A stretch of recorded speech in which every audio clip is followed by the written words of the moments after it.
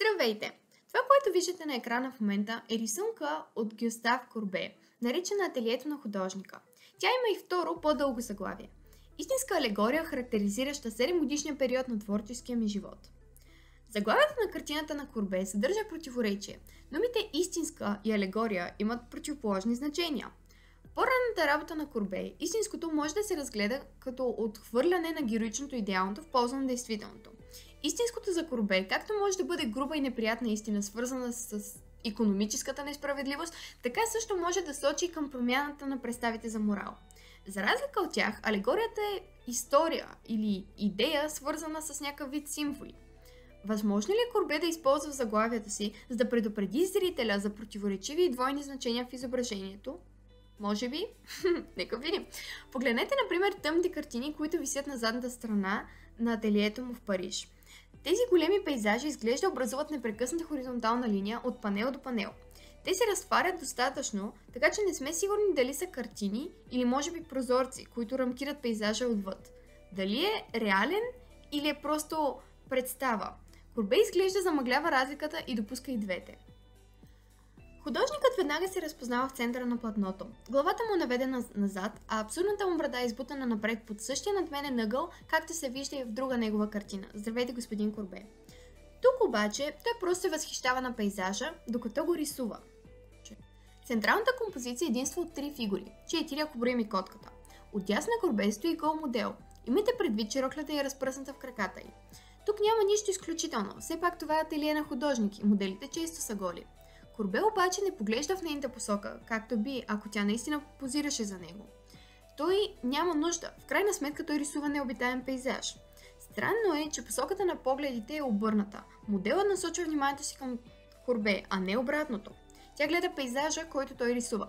В сферата на реалното, тя функционира като модел, но според някои учени като алегория, тя всъщност е музата на древногръцкия мит, символизиращ вдъхновението на Курбе. И този конкретен модел може да е вдъхновил художника да нарисува тази картина. Момчето отляво на художника също е препратка. Най-малко от трите централни фигури, той гледа нагоре, и буквално и преносно, към творението на Курбе с възхищение. Момчето е неопетнено от илюзиите на зрялата възраст.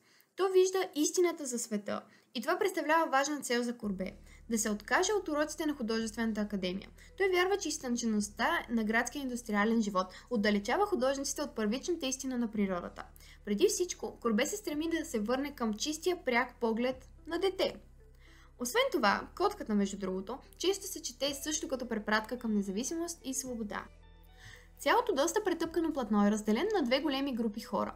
В групата вляво виждаме описани доста груби типове хора. Те се съставят от основните герои – горски и селски идиот, евреин и други. Има няколко други препратки, като например настоящия владетел на Франция – Луи Наполеон, но нека се съсредоточим върху разглежданата тема. Ето това са хората от провинцията, пред които е изправен Курбе.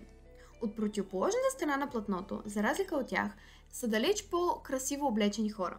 Събрани в долния десен ъгъл на картината са богатите частни колекционери на Курбе и негови вежливи приятели.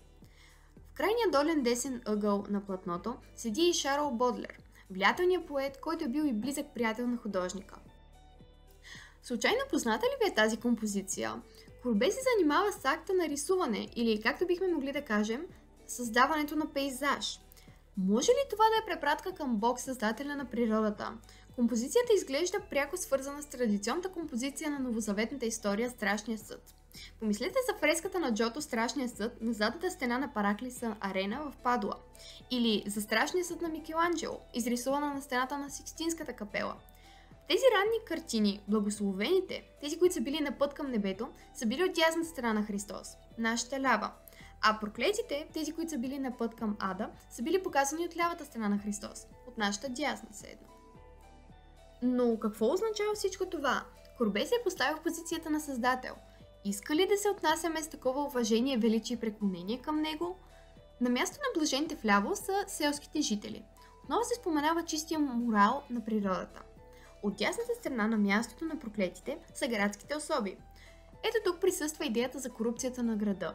А в долния десен ъгъл, където Микеланджело поставя самия Сатана, намираме забавно близкия приятел на Курбе, поетът Бодлер, автор на Цветята на злото. И накрая трябва да отбележим разпъната фигура, частично скрита зад статива. Всъщност това е Курбе. Той нарича себе си мъченик. Можем да видим подобни идеи и от картини като автопортрет, като ранен човек. Той създава тези сатирични образи на себе си като мъченически светец поради своето страдание от метафоричните ръце на френските изкуствоведи. Ето, че вече разгледахме всеки един детайл в тази истинска, но едновременно символична картина на великия френски художник, един от основателите на течението на реализма в френското изобразително изкуство Гюстав Курбе. Благодаря за вниманието!